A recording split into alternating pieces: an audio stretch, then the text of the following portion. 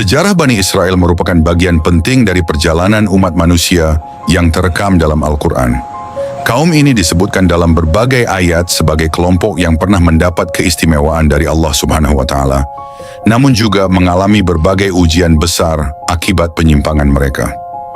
Untuk memahami akar sejarah mereka, kita perlu melihat lebih dalam siapa sebenarnya Israel, bagaimana keturunannya berkembang, serta bagaimana konflik keluarga menjadi pintu awal hijrah ke Mesir dan terbentuknya komunitas Bani Israel.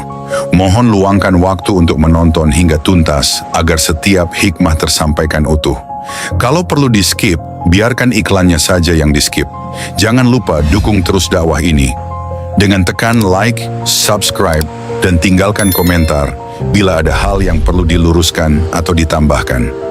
Setiap dukungan Anda insya Allah menjadi pahala jariah yang menguatkan kami menghadirkan konten bermanfaat. Bismillah, mari kita mulai kisahnya.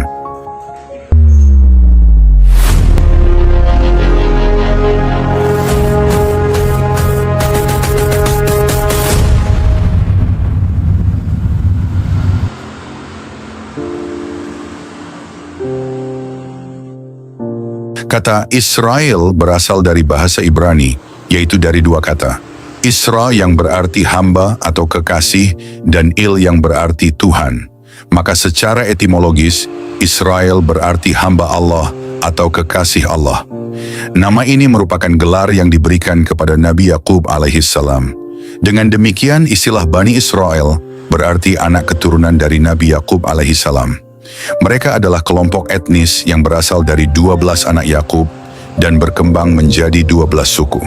Sebagaimana ditegaskan dalam Al-Quran, wahai Bani Israel, ingatlah akan nikmatku yang telah aku anugerahkan kepadamu, dan ingatlah pula bahwa aku telah melebihkan kamu atas segala umat. Al-Quran Surah Al-Baqarah ayat 47. Nabi Yakub adalah anak dari Nabi Ishak, yang merupakan anak dari Nabi Ibrahim alaihissalam. Maka, secara silsilah, Yakub adalah cucu langsung dari Nabi Ibrahim, bapak para nabi. Nabi Ibrahim memiliki dua putra utama, Ismail dan Ishak. Ismail adalah nenek moyang bangsa Arab, sedangkan Ishak melahirkan Yakub, yang kelak menjadi nenek moyang Bani Israel. Dari jalur ini muncullah garis keturunan para nabi, setelahnya seperti Musa, Harun, Daud, Sulaiman, Zakaria, Yahya, hingga Isa alaihissalam. Inilah sebabnya Bani Israel disebut sebagai kaum yang telah dianugerahi banyak nabi dan kitab. Nabi Yakub alaihissalam memiliki 12 putra dari 4 istrinya. Mereka adalah pertama, Ruben atau Robin, kedua, Simeon atau Syamun, ketiga, Levi atau Lawi, keempat, Judah atau Yahudza, kelima, dan keenam, Naftali atau Naftali, ketujuh, Gad, ke-8, Asher atau Asher, ke-9, Issachar atau Yasachar, ke-10, Zebulun atau Zabulon, ke-11, Yusuf, ke-12, Bunyamin atau Benyamin. Ke-12 anak ini menjadi nenek moyang dari 12 suku utama dalam bangsa Bani Israel. Masing-masing anak membentuk keturunan dan komunitas yang berkembang pesat, terutama setelah mereka menetap di Mesir. Dari semua anak Yakub, Yusuf adalah yang paling istimewa karena mendapat wahyu dan kedudukan kenabian. Bunyamin adalah saudara kandung Yusuf dari ibu yang sama. Adapun keturunan Lewi kelak menjadi pemuka agama dan imam di kalangan Bani Israel.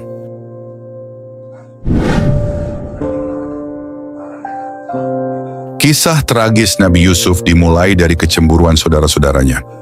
Ia merupakan anak kesayangan Yakub karena keluhuran akhlaknya dan tanda-tanda kenabian yang tampak sejak kecil.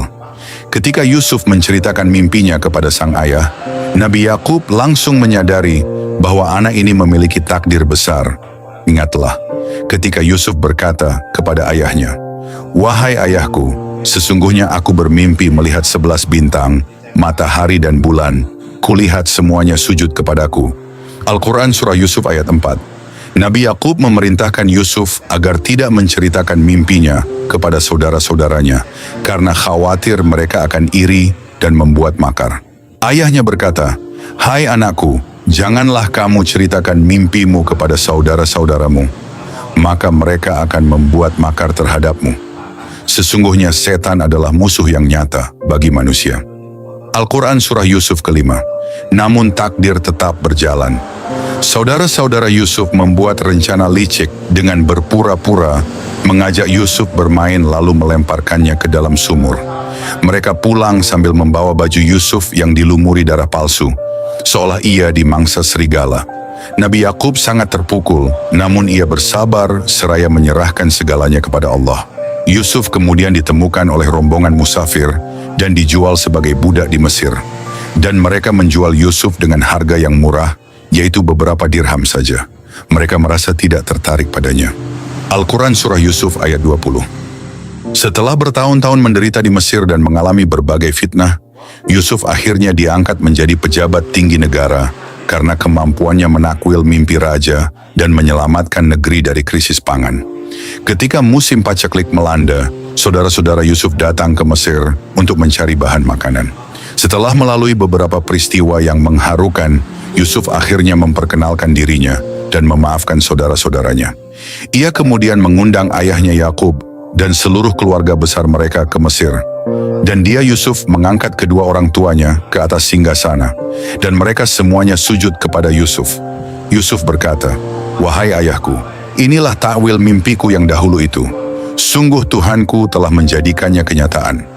Al-Quran Surah Yusuf ayat 100. Perpindahan keluarga Yakub ke Mesir menandai awal keberadaan Bani Israel di negeri tersebut. Mereka tinggal di sana dan mulai membentuk komunitas yang kuat dan berkembang pesat. Dari belasan keluarga inti, mereka tumbuh menjadi ratusan, bahkan ribuan orang dalam beberapa generasi. Setelah menetap di Mesir, Bani Israel hidup dalam kemakmuran berkat perlindungan Yusuf dan status mereka sebagai keluarga dari pejabat tinggi. Mereka menempati wilayah-wilayah subur, menjalankan pertanian, dan hidup dalam stabilitas. Namun kejayaan ini tidak berlangsung selamanya. Setelah wafatnya Yusuf dan generasi Yakub, muncul raja-raja baru di Mesir yang tidak mengenal Yusuf dan tidak lagi menghormati Bani Israel. Perlahan-lahan, kekuatan politik mereka digantikan dengan posisi sebagai rakyat biasa. Bahkan kemudian mereka mengalami penindasan, sebagaimana akan dijelaskan dalam bagian berikutnya. Meski demikian, masa awal mereka di Mesir adalah masa yang penting. Disinilah 12 suku berkembang, membentuk struktur sosial, adat, dan identitas kolektif. Inilah akar sejarah yang membentuk mereka sebagai umat yang dikenal, sebagaimana disebutkan dalam Al-Quran. Dan sungguh telah kami berikan kepada Bani Israel kitab Taurat, hukum dan kenabian, dan kami beri mereka rezeki yang baik-baik, dan kami lebihkan mereka atas bangsa-bangsa di masanya. Al-Quran Surah Al-Jathiyah ayat 16. Dari kisah ini kita bisa mengambil beberapa pelajaran penting. Pertama, kesabaran dan kasih sayang keluarga adalah fondasi bangsa. Meskipun Yusuf disakiti oleh saudara-saudaranya, ia memilih memaafkan dan menyatukan kembali keluarganya. Kedua, takdir Allah selalu menyimpan hikmah besar. Yusuf dijual sebagai budak, namun menjadi pemimpin besar di negeri asing. Ketiga, perjalanan suatu umat tidak selalu dimulai dengan kemenangan. Bani Israel lahir dari penderitaan, konflik keluarga, dan perpindahan tempat. Keempat, pentingnya silsilah dan identitas. Suku dan keturunan menjadi bagian dari pembentukan komunitas yang kelak berperan besar dalam sejarah agama. Bagian pertama ini memberikan gambaran tentang bagaimana Bani Israel lahir sebagai sebuah bangsa yang berakar pada silsilah kenabian. Dari Yakub dan ke-12 anaknya, lahirlah suku-suku yang kelak memainkan peran besar dalam sejarah wahyu dan kerasulan. Namun kisah mereka tidak hanya berhenti di masa Yusuf. Setelah masa kejayaan, akan datang masa ujian yang penuh dengan tirani dan penindasan di bawah penguasa Mesir. Kisah itu akan kita lanjutkan dalam bagian kedua, dari kemuliaan ke penindasan era Firaun.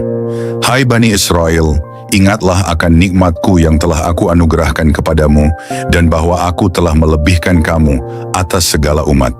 Al-Quran Surah Al-Baqarah ayat 122.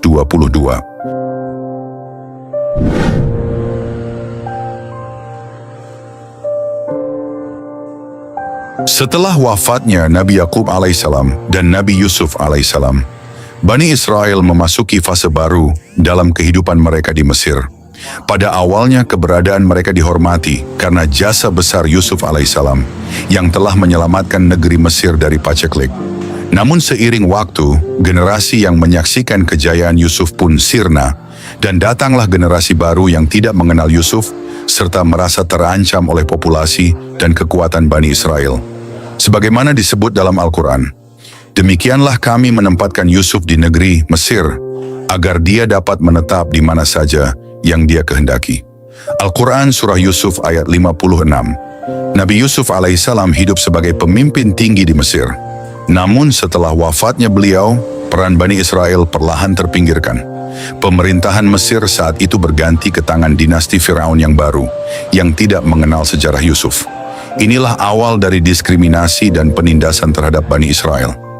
Dalam Al-Quran, Allah subhanahu wa ta'ala menggambarkan rasa takut dan strategi jahat Firaun terhadap Bani Israel.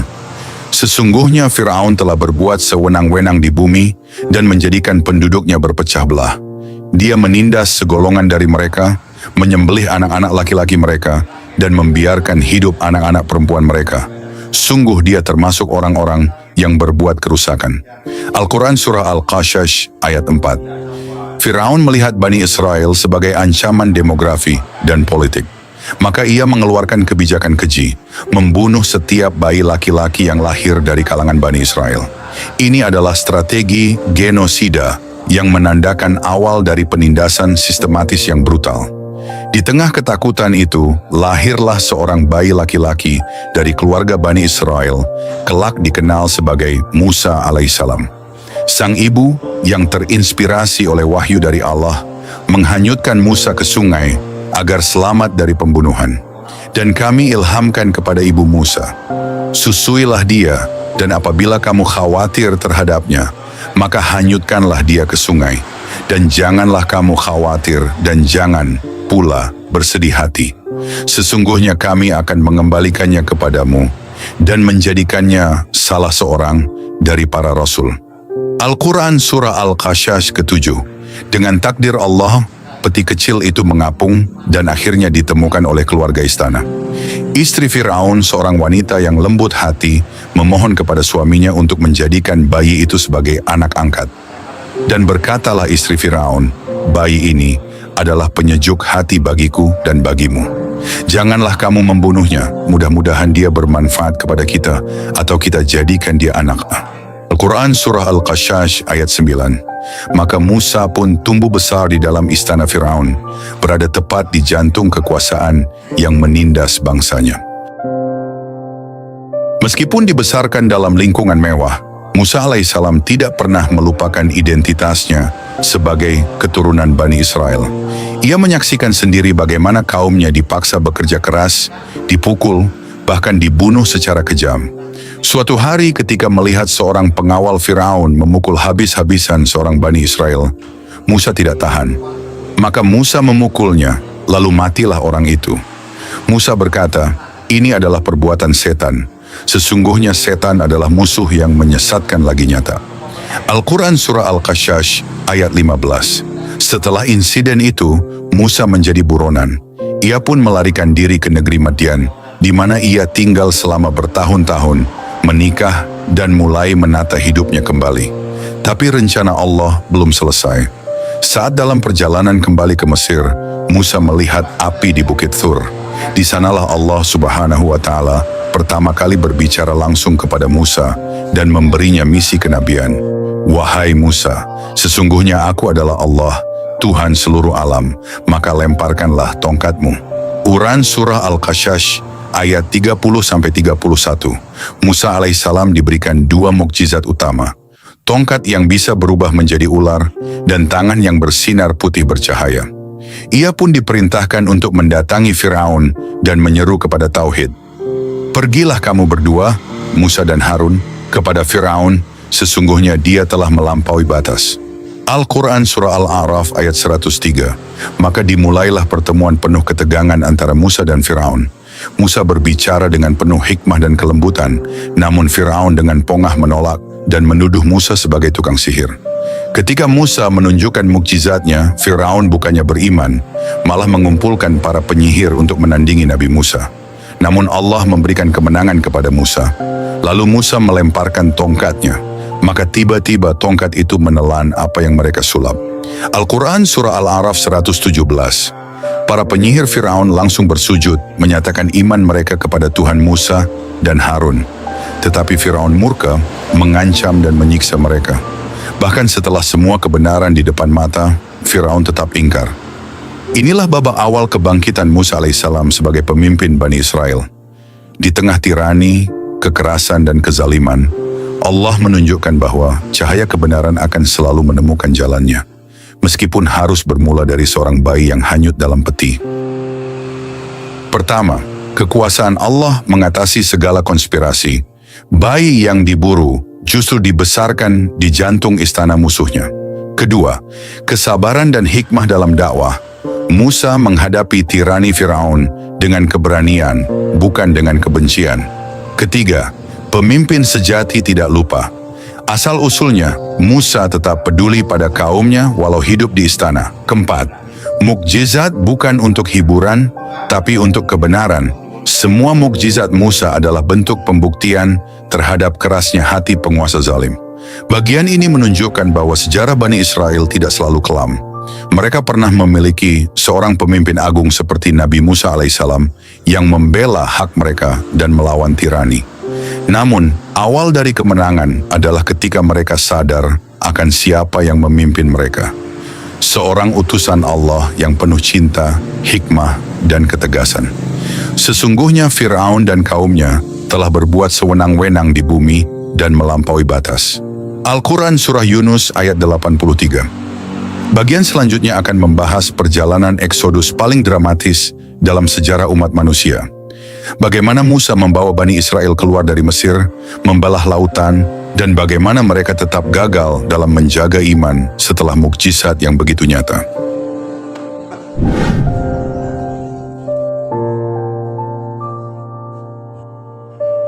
Setelah perjalanan panjang dalam perbudakan, Bani Israel akhirnya menyaksikan mukjizat luar biasa yang membebaskan mereka dari kekejaman Firaun. Namun kebebasan yang mereka peroleh ternyata tidak sejalan dengan keteguhan iman mereka. Bagian ini membahas peristiwa monumental penyeberangan Laut Merah, karamnya Firaun, dan bagaimana kaum Bani Israel justru gagal menjaga keimanan mereka meski telah menyaksikan bukti kekuasaan Allah secara langsung. Ayat-ayat Al-Quran dalam Al-Quran Surah Taha dan Al-Baqarah memberikan gambaran mendalam atas ironi ini. Ketika Firaun semakin menekan dan Bani Israel tak lagi memiliki tempat bernaung, Allah memerintahkan Nabi Musa untuk membawa kaumnya keluar dari Mesir pada malam hari. Allah berfirman, "Dan sungguh telah kami wahyukan kepada Musa, pergilah kamu bersama hamba-hambaku pada malam hari. Maka buatlah untuk mereka jalan yang kering di laut itu. Kamu tidak akan takut tertangkap dan tidak pula khawatir tenggelam." Al-Quran Surah Taha ayat 77. Dengan penuh keyakinan, Musa alaihissalam memimpin Bani Israel hingga sampai di tepi Laut Merah. Di belakang mereka, pasukan Firaun datang mengejar. Di hadapan mereka, lautan terbentang tanpa jalan. Saat itu keputusasaan mulai merasuki hati Bani Israel. Namun Nabi Musa tidak goyah. Atas perintah Allah, beliau memukulkan tongkatnya ke laut. Maka laut pun terbelah, membentuk jalan di antara dua dinding air. Sebuah mukjizat besar yang disaksikan langsung oleh mata mereka. Maka kami wahyukan kepada Musa, pukullah laut itu dengan tongkatmu. Maka terbelahlah lautan itu, dan tiap-tiap belahan adalah seperti gunung yang besar. Al-Quran Surah Asy-Syu'ara ayat 63. Bani Israel berjalan dengan selamat melewati dasar laut yang kering. Saat mereka telah menyeberang, Firaun dan pasukannya pun menyusul dengan sombong dan angkuh. Namun seketika, air laut kembali seperti semula dan menenggelamkan seluruh pasukan Firaun. Kemudian kami tenggelamkan yang lainnya, Firaun dan bala tentaranya. Al-Quran Surah Taha ayat 78. Di detik-detik terakhir hidupnya, Firaun menyadari kebenaran yang selama ini ditolaknya. Ia berseru, "Aku percaya bahwa tidak ada Tuhan, melainkan Tuhan yang dipercayai oleh Bani Israel, dan aku termasuk orang-orang yang berserah diri." Al-Quran Surah Yunus ayat 90. Namun penyesalan itu datang terlambat. Allah tidak menerima tobatnya karena ia baru percaya setelah melihat azab. Dalam firman-Nya, apakah sekarang baru kamu percaya, padahal sesungguhnya kamu telah durhaka sejak dahulu dan kamu termasuk orang-orang yang berbuat kerusakan. Al-Quran Surah Yunus ayat 91. Allah menenggelamkannya, namun tubuhnya diselamatkan sebagai tanda kebesaran bagi generasi setelahnya. Maka pada hari ini kami selamatkan badanmu, agar kamu menjadi pelajaran bagi orang-orang yang datang sesudahmu. Al-Quran Surah Yunus ayat 92. Meski telah menyaksikan mukjizat besar dan selamat dari kebinasaan, sebagian besar Bani Israel justru kembali jatuh ke dalam kesesatan. Saat Nabi Musa pergi bermunajat kepada Allah di Bukit Thur selama 40 malam, mereka merasa ditinggalkan. Dalam ketiadaan Musa, seorang lelaki bernama Samiri menyesatkan mereka. Ia membuat patung anak sapi dari perhiasan emas yang kemudian dijadikan sesembahan. Dan mereka, kaum Musa, menjadikan anak sapi untuk disembah sesudah kepergian Musa dari perhiasan mereka, yaitu tubuh yang berbunyi. Al-Quran Surah Al-A'raf ayat 148. Penyelewengan ini sungguh menyakitkan. Setelah semua yang mereka lihat dan alami, mereka tetap tergoda untuk menyembah selain Allah. Mereka bahkan mengatakan, inilah Tuhanmu dan Tuhan Musa, tetapi Musa telah lupa. Al-Quran Surah Taha ayat 88. Ketika Musa kembali dari Bukit Thur dan melihat kaumnya dalam kesesatan, ia sangat marah. Dada Musa bergemuruh oleh amarah dan kesedihan. Ia melemparkan loh lempeng Taurat dan menarik janggut saudaranya, Harun, karena dianggap tidak mampu menjaga umat. Maka Musa kembali kepada kaumnya dengan marah dan sedih hati. Al-Quran Surah Al-A'raf ayat 150. Setelah mendengar penjelasan Harun, Musa berdoa kepada Allah agar mengampuni mereka. Namun hukuman tetap dijatuhkan. Patung anak sapi itu dibakar dan dilemparkan ke laut. Sebagian Bani Israel yang menyembahnya terkena penyakit. Kemudian kami ampuni kamu setelah itu, agar kamu bersyukur. Al-Quran Surah Al-Baqarah ayat 52. Setelah peristiwa penyembahan patung, Nabi Musa kembali menerima wahyu dalam bentuk Taurat. Ia membawa Taurat yang berisi perintah Allah kepada kaumnya. Namun lagi-lagi mereka meragukan. Ketika diminta menerima Taurat dan menaatinya, mereka berkata, kami mendengar tetapi kami durhaka. Al-Quran Surah Al-Baqarah ayat 93. Akibat kedurhakaan mereka, Allah menunjukkan kekuasaannya dengan mengangkat gunung Thur di atas mereka. Dan ingatlah, ketika kami mengangkat gunung Sinai di atasmu untuk diambil perjanjian denganmu, seraya kami berfirman, peganglah dengan teguh apa yang kami berikan kepadamu dan dengarkanlah. Mereka menjawab, kami mendengar tetapi kami durhaka. Al-Quran Surah Al-Baqarah ayat 63. Gunung itu seakan-akan menimpa mereka. Dalam keadaan takut, mereka akhirnya menerima Taurat meski dengan terpaksa. Bagian ini menjadi pelajaran besar bagi umat Islam. Betapa nikmat dan mukjizat tidak menjamin keimanan seseorang jika tidak disertai dengan kesyukuran dan keteguhan hati. Bani Israel telah melihat laut terbelah, nabi mereka membawa mukjizat dan tirani Firaun hancur di depan mata. Namun mereka tetap tergelincir dalam kemusyrikan dan pembangkangan. Mukjizat bukan jaminan. Keimanan butuh kesabaran, pemahaman, dan ketundukan yang tulus kepada Allah. Kita diajak untuk bercermin. Apakah kita termasuk umat yang hanya ingat Allah saat terdesak, lalu kembali membangkang saat lapang? Maka ambillah kejadian itu untuk menjadi pelajaran, wahai orang-orang yang mempunyai wawasan. Al-Quran Surah Al-Hasyr ayat 2. Kisah penyelamatan Bani Israel dari Laut Merah hingga penyimpangan mereka dalam penyembahan anak sapi menjadi gambaran nyata betapa beratnya memelihara keimanan dalam ujian. Bani Israel adalah kaum yang diberi nikmat luar biasa, namun tidak mengindahkan perintah Tuhannya. Allah mengabadikan peristiwa-peristiwa ini dalam Al-Quran agar menjadi ibrah dan peringatan bagi kita. Keimanan sejati harus dibangun di atas keteguhan hati, bukan semata melihat keajaiban. Sebab iman bukan hanya tentang melihat, tetapi tentang mempercayai, mentaati, dan menjaga hati agar tetap tunduk kepada Allah, Rabb semesta alam.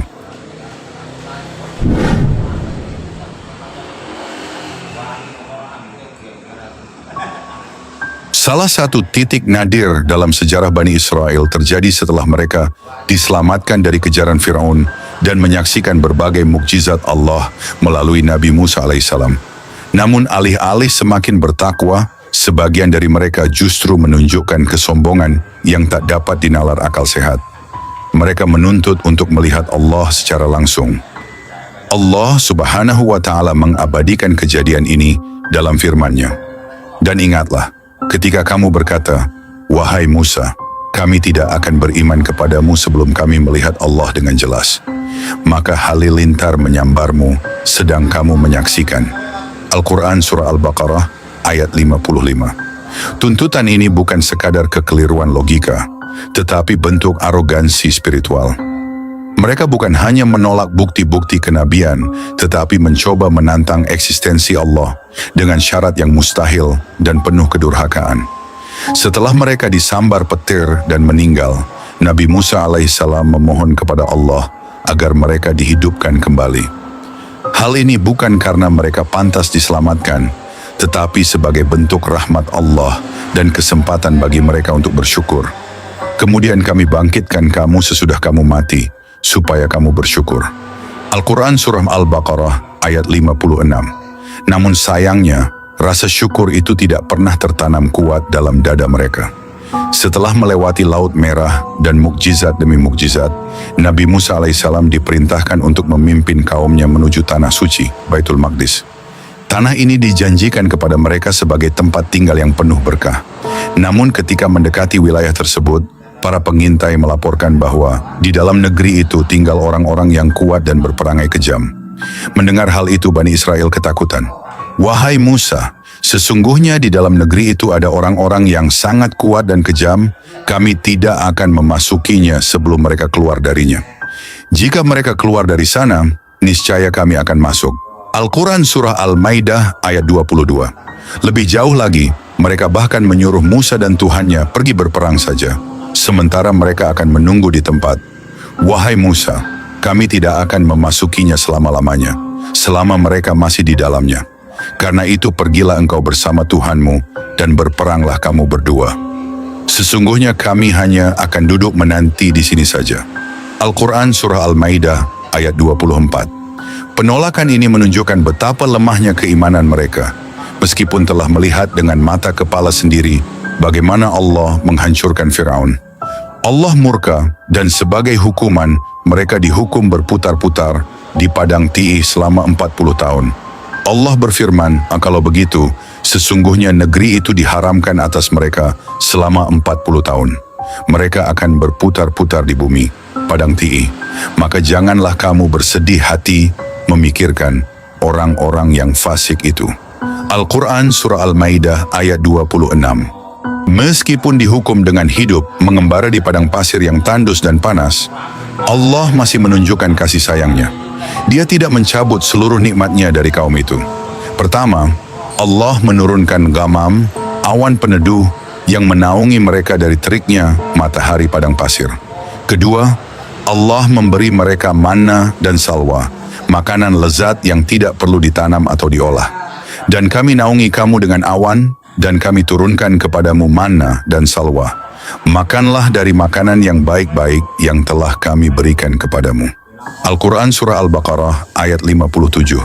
Tak hanya makanan, Allah juga menyuplai air yang keluar dari batu saat dipukul oleh Nabi Musa dengan tongkatnya.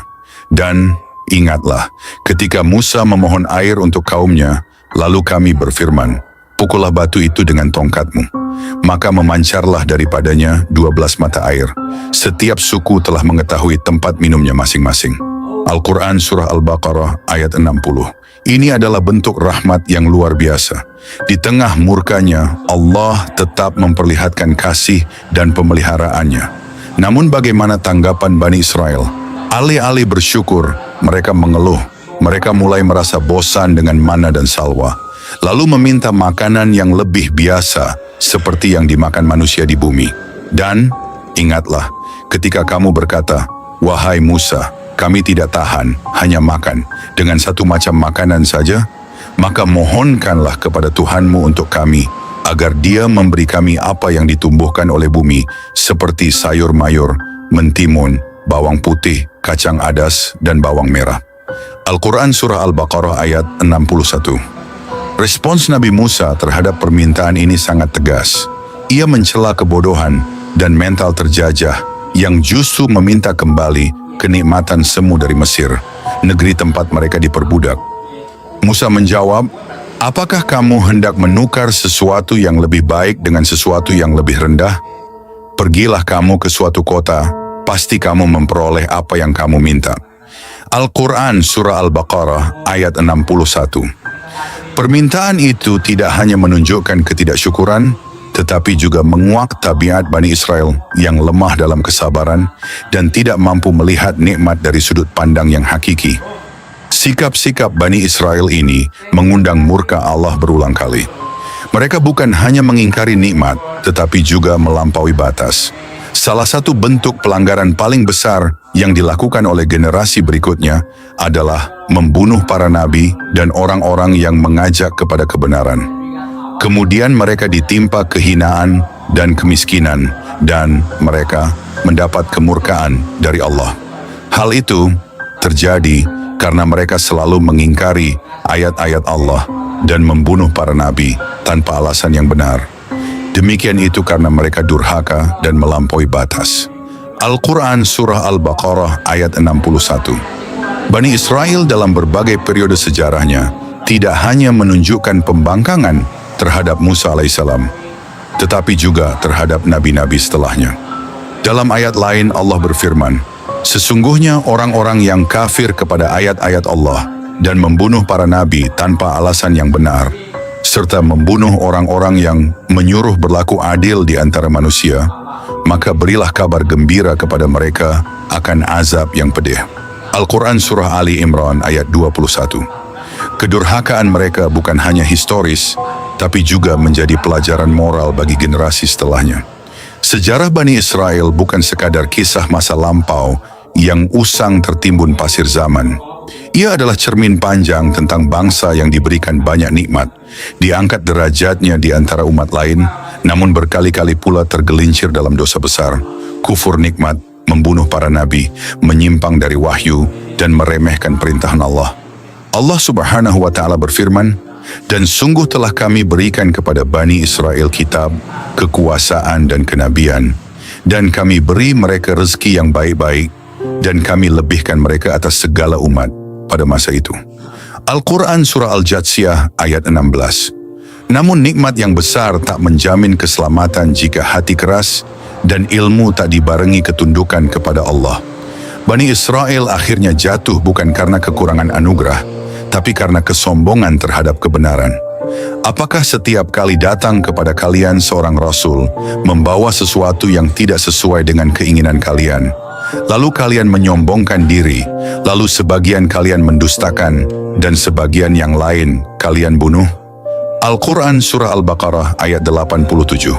Hingga hari ini, banyak keturunan Bani Israel yang masih mempertahankan identitas Yahudi.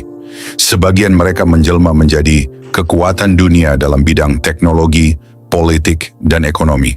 Namun, perilaku politik dan militansi Zionis modern kerap mereproduksi keangkuhan Bani Israel masa silam, merampas hak, menindas, dan menolak kebenaran. Apa yang terjadi di Palestina hari ini adalah realitas pahit dari sejarah yang terulang. Mereka yang dahulu dibebaskan oleh Musa dari penindasan, kini menjadi penindas bagi saudara seiman kita. Mereka itu ditimpa kehinaan di mana saja mereka berada, kecuali bila mereka berpegang kepada tali agama Allah dan tali perjanjian dengan manusia, dan mereka kembali mendapat kemurkaan dari Allah. Al-Quran Surah Ali Imran ayat 122. Kisah Bani Israel bukan untuk mengolok, tapi untuk mengingatkan. Umat Islam tak boleh mengulangi dosa-dosa mereka. Jangan menjadi umat yang berilmu, tapi enggan tunduk. Jangan menjadi umat yang minta nikmat dunia, tapi menolak jihad. Jangan menjadi umat yang memiliki Al-Quran, namun tidak berpegang padanya. Mari kita tutup kisah ini dengan firman Allah. Dan sungguh telah kami ceritakan dalam Al-Quran ini kepada mereka, kaummu, beberapa kisah agar mereka mengambil pelajaran darinya. Al-Quran Surah Az-Zumar ayat 27. Semoga kisah sejarah Bani Israel ini menjadi peringatan, pelajaran dan cermin bagi umat Nabi Muhammad Shallallahu Alaihi Wasallam agar terus berpegang pada wahyu, bersabar atas ujian, dan tidak mengikuti jalan umat-umat yang dimurkai. Demikianlah episode ini. Bila ada kekeliruan atau tambahan sumber yang sahih, silakan tulis di kolom komentar. Insya Allah kita luruskan bersama. Jangan lupa tekan like dan subscribe agar tidak tertinggal kelanjutan kisah ini. Dukungan Anda semua adalah energi dakwah kami. Semoga menjadi amal jariah yang mengalir tanpa henti. Sampai jumpa di kisah selanjutnya. Wassalamualaikum warahmatullahi wabarakatuh.